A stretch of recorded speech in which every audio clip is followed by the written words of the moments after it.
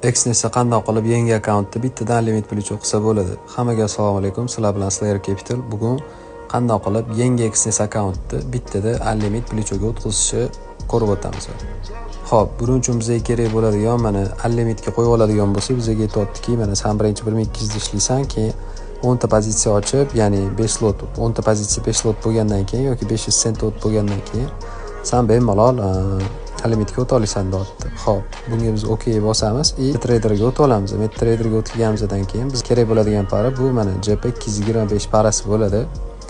Xo'p, bunga kiramiz. Biz kirganimizdan keyin bizda mana turibdi. Bu yerda bemalol $20 ga ham, $30 ga ham sizlar bemalol bir lot ocha olasizlar. Buni eng minimalniy lotda bir lot bo'ladi.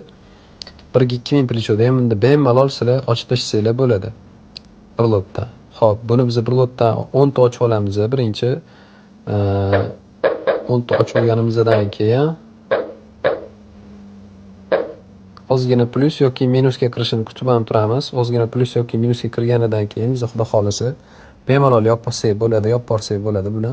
Bundan qo'rqmasanglar bo'ladi, bemalol $20 ga bu 10 ta ochgan zelkanglar atiga 0.40 sent bo'ladi, ili shu $1 plyus yoki $1 minusda bemalol yopib borsanglar bo'ladi-da. Undan keyin sizlar Smela Xness'ga o'tib, o'zingizlarning shotinglarni, akkauntinglarni limitga bemalol